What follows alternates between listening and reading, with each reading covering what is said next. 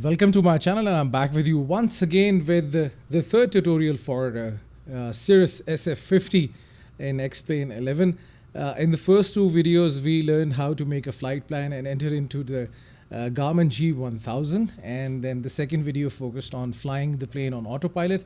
Now this third video will focus on the descent on autopilot and then approaching the runway through ILS and then landing. So this video is totally focusing on ILS, and let's see in this video that how we are going to do it. Right now I am flying at an altitude of 15,000. The speed is 224 knots, and let's look at the flight plan. Here's the flight plan. So we are nearing the point from where we have to descend. Currently the plane is flying towards EBIPA. This is the waypoint in the flight plan. Then afterwards the plane will be flying towards DF617, and at this point we should be at 8,000 feet. So the moment we will cross this waypoint, we will start our descent towards the runway. So everything is looking fine and stable right now.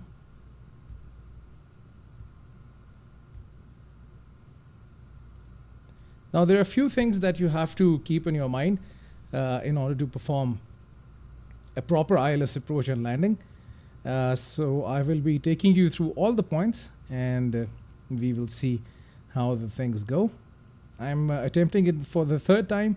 So if there is any mistake, kindly excuse me for that. I will be trying to refine my skills. Okay. So estimated time is almost 4 minutes to this point. So let's start the descent.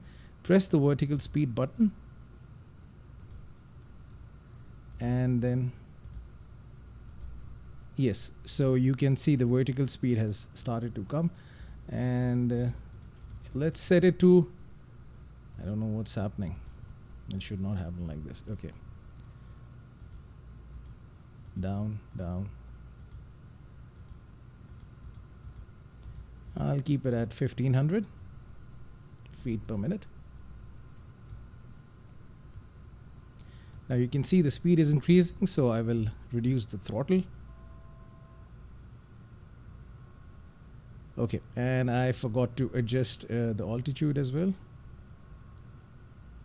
So we will keep it at 8,000. One mistake, don't worry about that.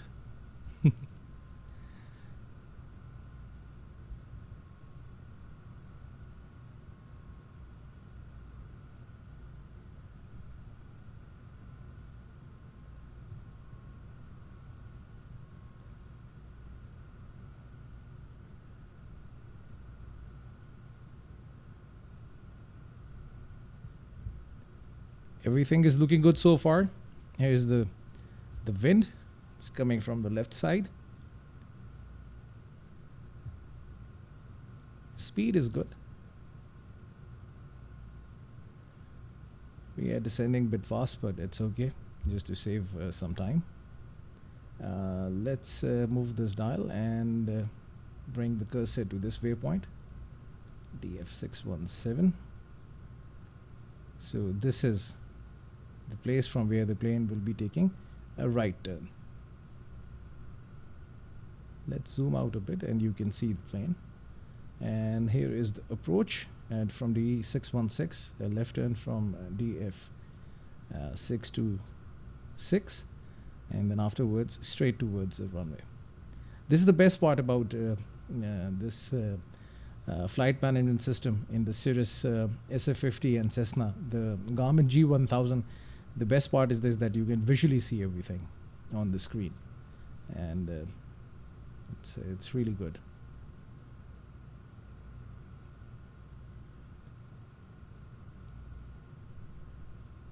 The plane will level off at 8,000. Then afterwards at DF610 we should be also at 8,000 feet. So that's why I've fixed it to 8,000. But at this waypoint, the lead key waypoint, we should be at 4,000 feet. So then we will be further descending to 4,000 feet.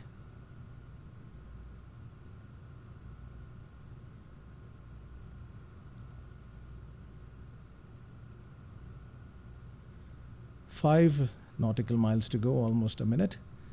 We should be at 9,000 feet roughly, because we are descending with a speed of we should be, I think, by 8,000 roughly, descending at 1,500 feet per minute.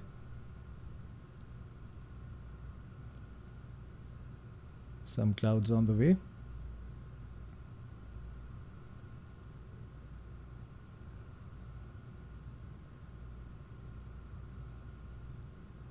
A right turn.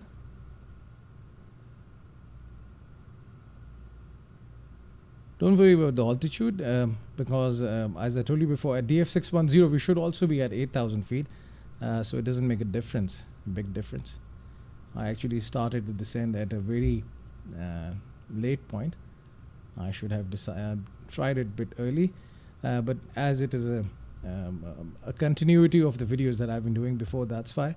But otherwise, an early descent would have made a difference. Now 21 nautical miles to go for the next waypoint.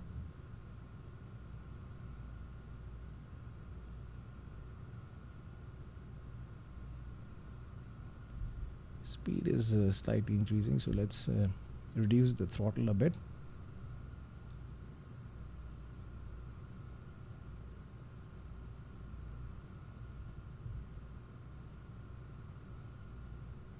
$1,000 to go.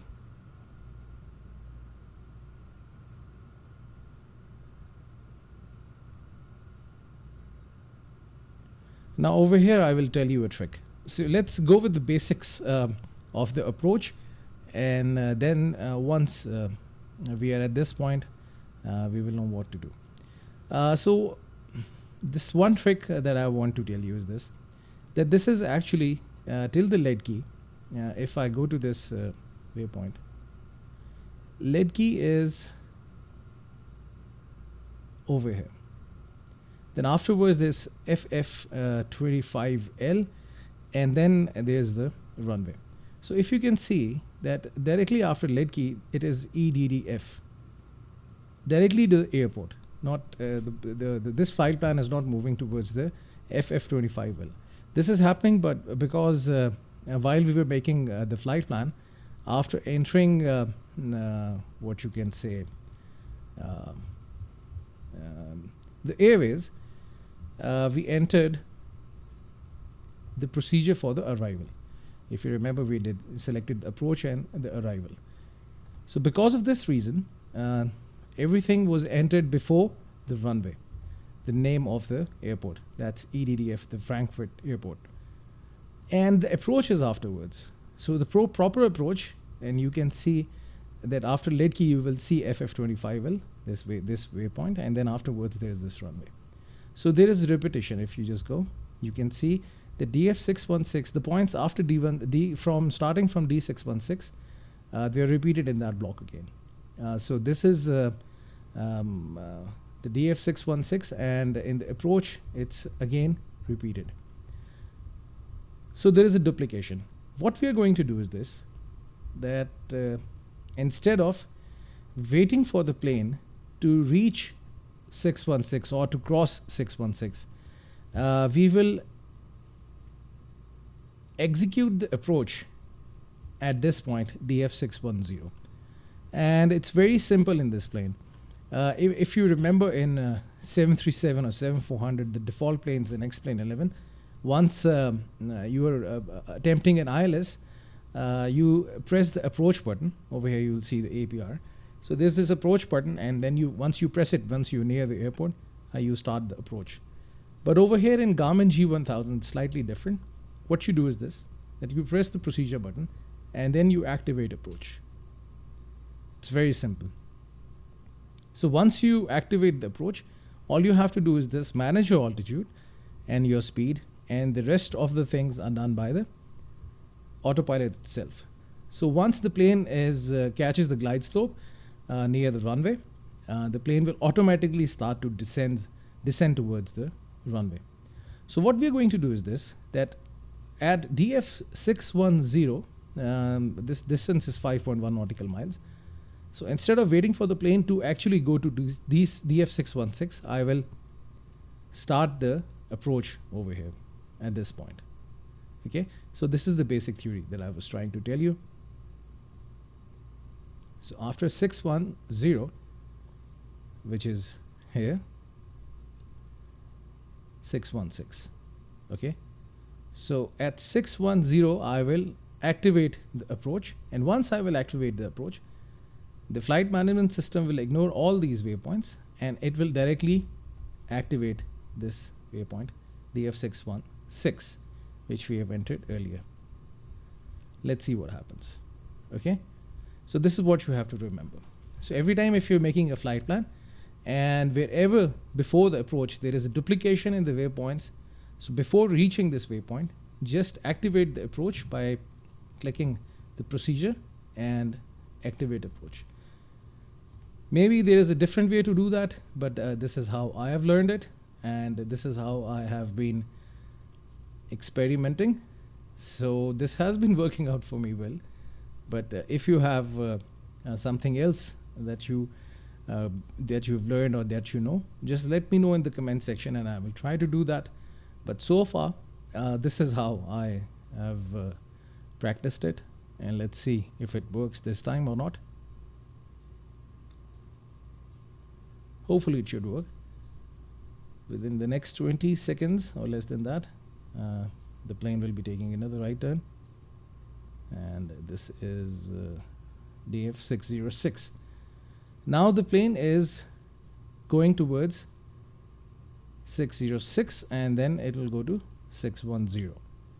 So over here just before the 610, I will activate the approach, and you will see that the plane will directly start to fly towards 616.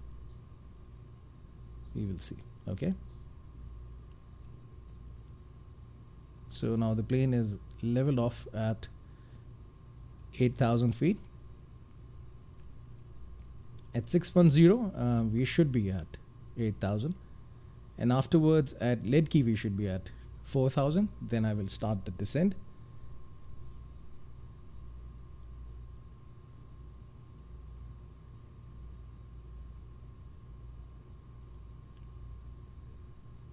"47 seconds to go."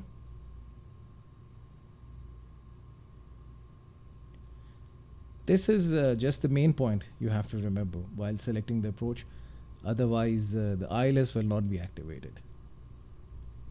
Happened with me.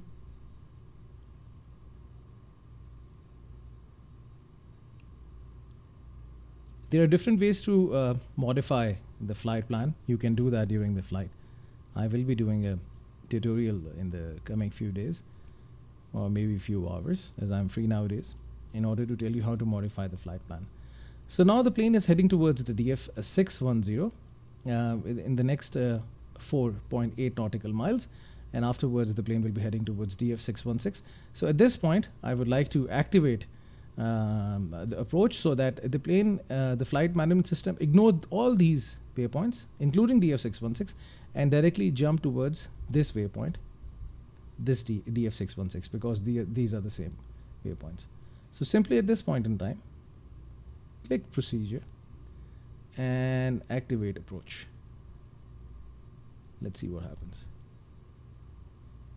Another right turn, and you will see now the plane has ignored this waypoint 626, 621 lead key, and it has directly started to fly towards DF616 as seen over here. So this is one simple thing that you have to remember. Now after 22 nautical miles we should be at 4,000 feet. So further, let's start the descent. So instead of setting it at 4,000 feet, I will keep the altitude at 2,600 roughly, because at this FF25L before the runway we should be at this altitude to get the proper glide slope for the ILS. So I will keep the altitude at 2600. To be on the safe side, let's keep it at 2500. Press vertical speed and let's begin the descent.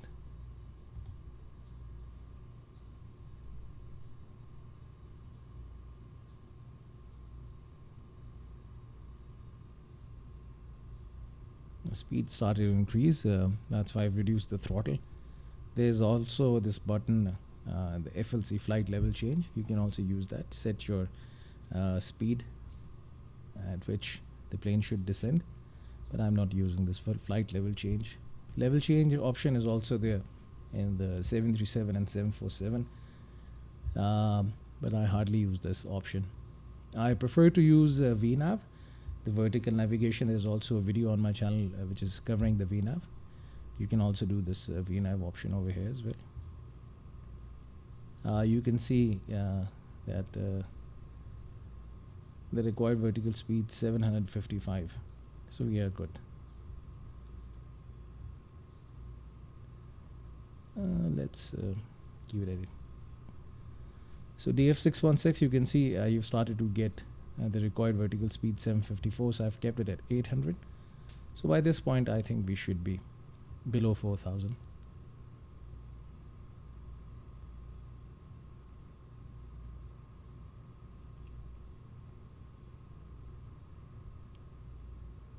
This is only the longest leg. Afterwards, this is also a very long leg over here. It's got different waypoints, so plane will be just passing through all these waypoints. And by the time you will reach FF25L, we should be at 2600, or rather 2500, which I have set.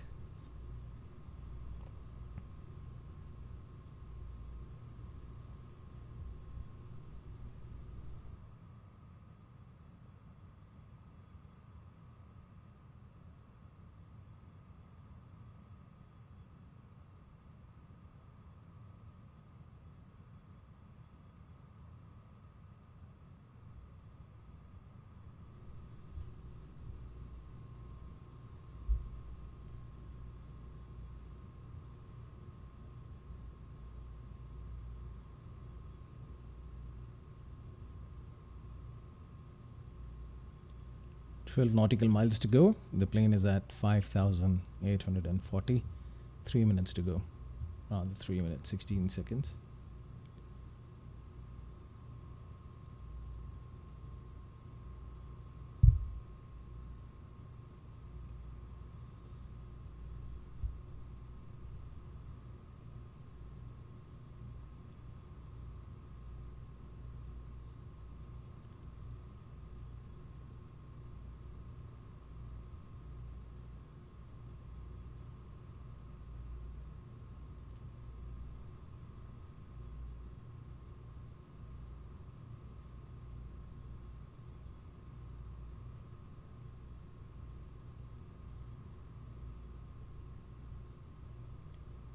It is okay to be at 2500 before this waypoint, because then it will be convenient to catch the glide slope for the ILS. Otherwise, there are chances that you might miss the runway, or the ILS is not activated. Because as I told you before, that in the other planes, you have to turn on the approach, and then you have to basically start the ILS. But over here in this plane, it automatically starts if you are at the right altitude at the right time.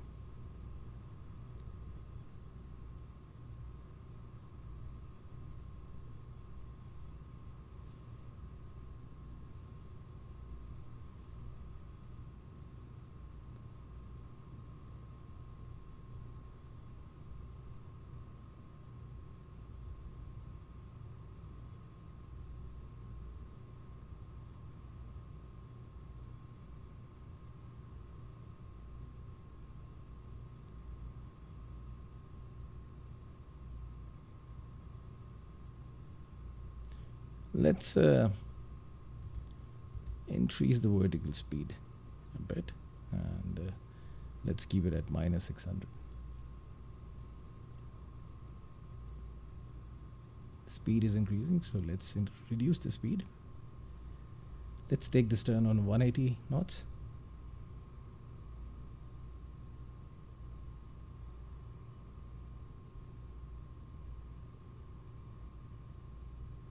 Just 2 nautical miles to go. These are the indicators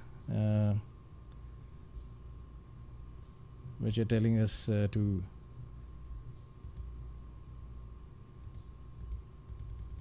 okay, so now I've set the vertical speed and I've kept it over here.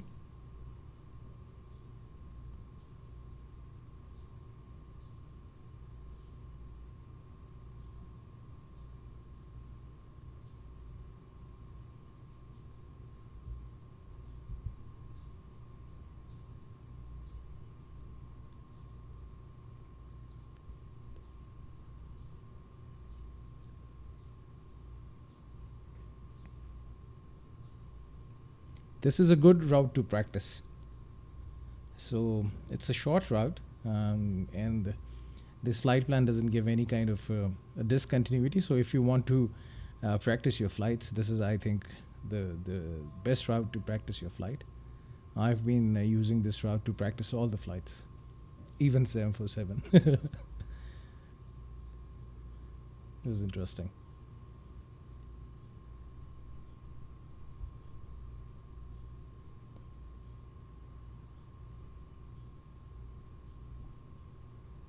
DF.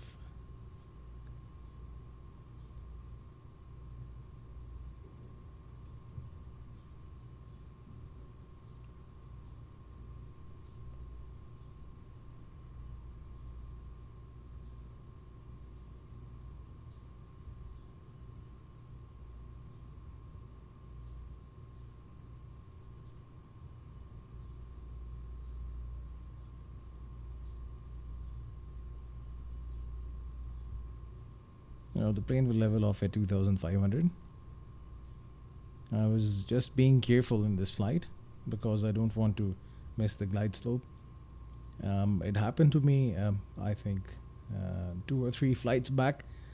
The ILS was not activated. I was slightly high, and I am not as so familiar with this G1000, so I didn't know what to do next.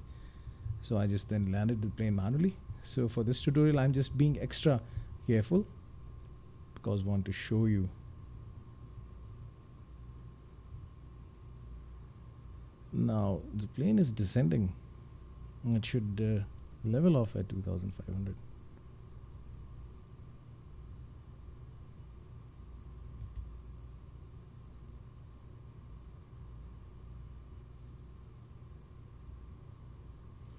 As you can see, the moment I've pressed the altitude button, the plane stopped descending, and it has just stayed at this altitude, 2,300. So I entered 2,500. And that's how you can also stop the descent. I could have also changed the vertical speed, but this is another way of doing that. Let's see if we get it right this time. Flying at 2,296, slightly below the given altitude.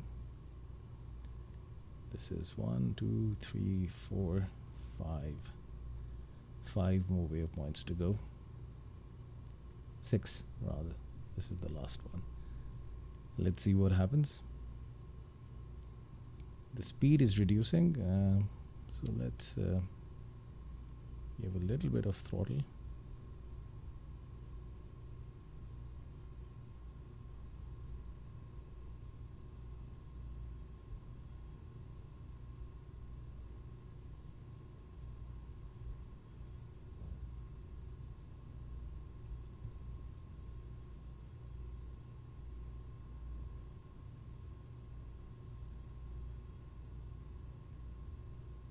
Should have been at 4,000, as this indicator is telling us.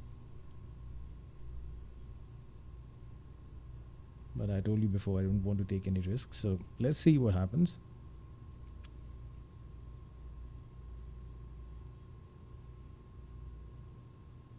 As I told you before, this is I think the second or the third time I'm trying this ILS approach with the Garmin G1000 in X-Plane 11. So I might make few errors. I have to practice this this system. But you can also practice at your own end, and you can let me know if you have identified something different, a better way to do it. Otherwise, this is what I have figured out. Because as I told you before, that this is kind of a complex system, and mostly the videos that I've seen is by the professional pilots who are actually flying in the real life.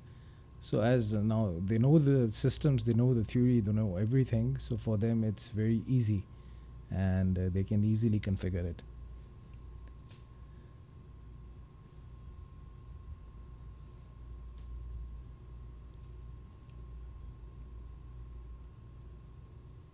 The speed is now stable and 159 knots.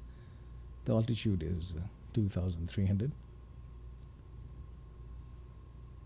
Can we see the runway?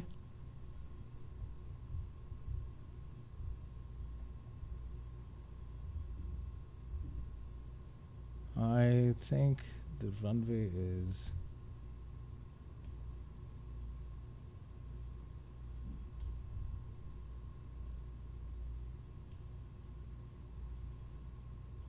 no. I think it's somewhere here. This something low. Too much zoom. Okay, let's wait for some time.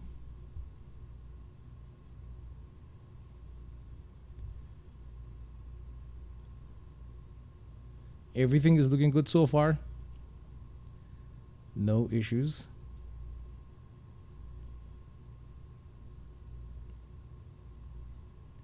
.5 nautical miles, 1.4 nautical miles.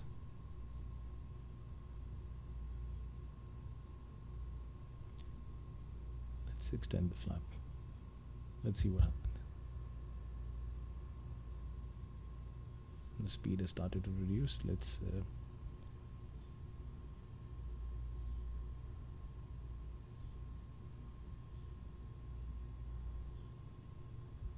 increase the power.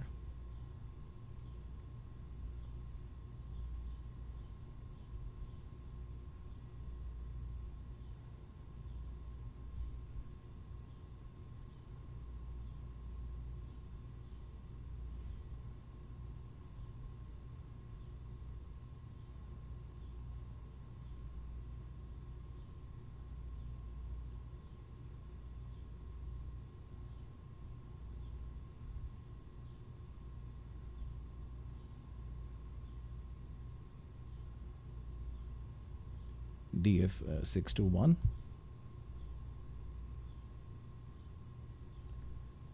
Let's try pressing this button. Approach. Let's see what happens.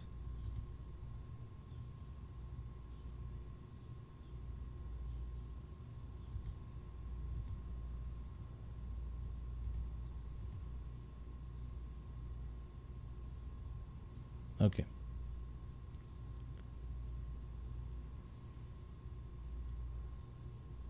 Now I think everything will go as per the plan.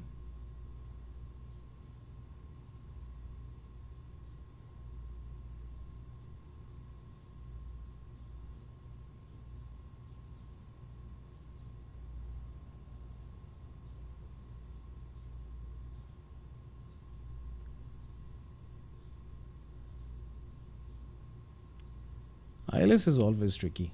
I remember when I was learning ILS on 737, it took me a great deal of time to basically perform a proper ILS.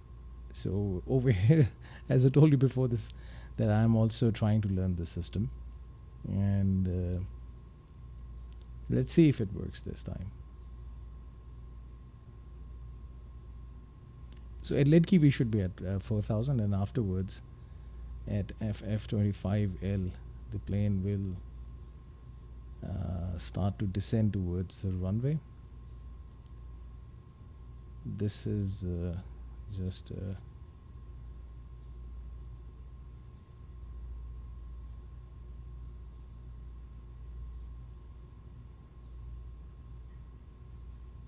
okay.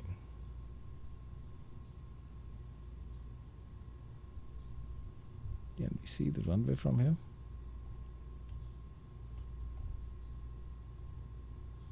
Yes, here's the runway. Now you can see LOC, the localizer option coming up. So it means now the plane is within the range of the localizer. You can see this radio frequency, the nav frequency 111.15 is now active, is now green, and the plane is within the range.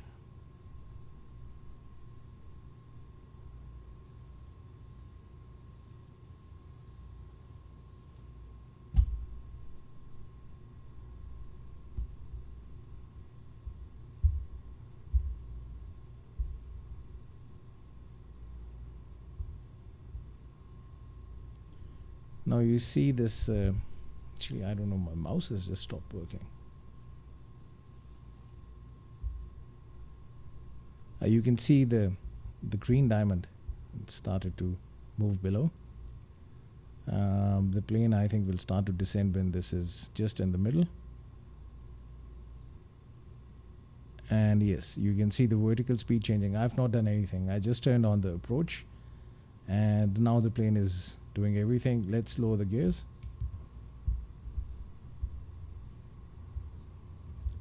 So the gear is down, and let's reduce the speed. And that's it.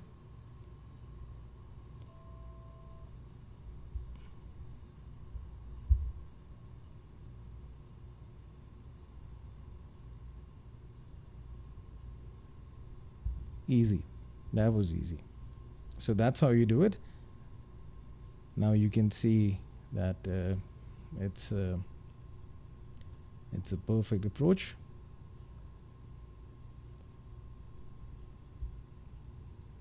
Let's reduce the speed, otherwise the plane will bounce back.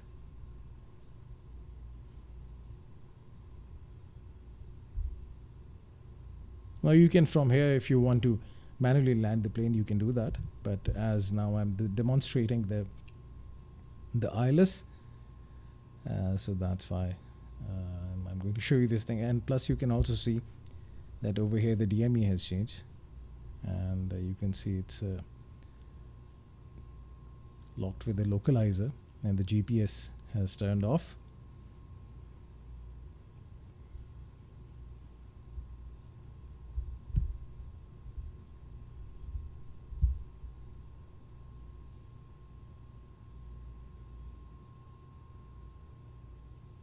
Still we are going very fast. Let's reduce the speed.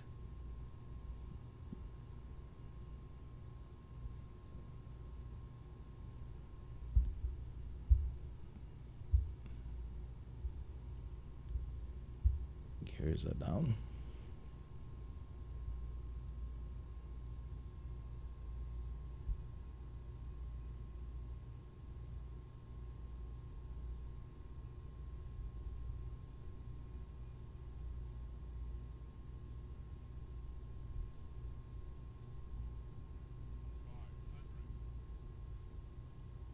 Five 500 feet to go.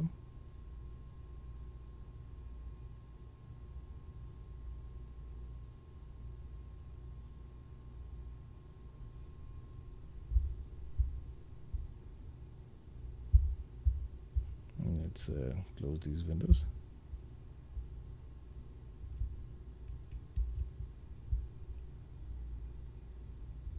Here's the autopilot so that I can disengage it. Can we just try it? Okay. Okay, now I've disengaged the autopilot. Now it's on the manual control. I can manually land the plane. throttle in the idle position. Slightly we were off the runway. Oops. Coming in so straight. Oh, my landings are always a disaster.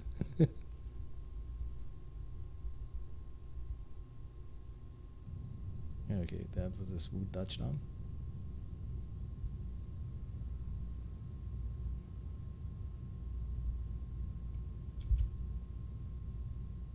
Okay, so here we are.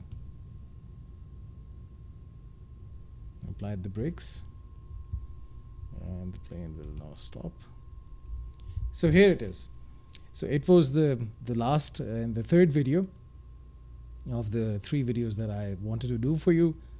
Making the flight plan, flying on autopilot, and performing an ILS. We have finally done it. I was kind of afraid that in this video the ILS will not work, but it did. So you can also try the same approach, and then you can make your own flight plan, and then you can fly your plane according to the destination that you want to fly to. I will be doing more videos for this plane because I just really like it. It's a nice, cute, simple plane. Nice one. Is this me? Yes, this is me. Oh, nice aviators. Anyhow, so this is it. Let's stop the plane, and please don't forget to subscribe to my channel, and post your questions in the comment section if you have any, and keep on watching the videos. There are also some real life videos on my channel of the flying adventures that I've been doing, and nowadays I'm really hopeful that the flights will soon resume, and you should also pray and hope, and let's see when we are able to fly again in the real life. Thank you very much for staying with me.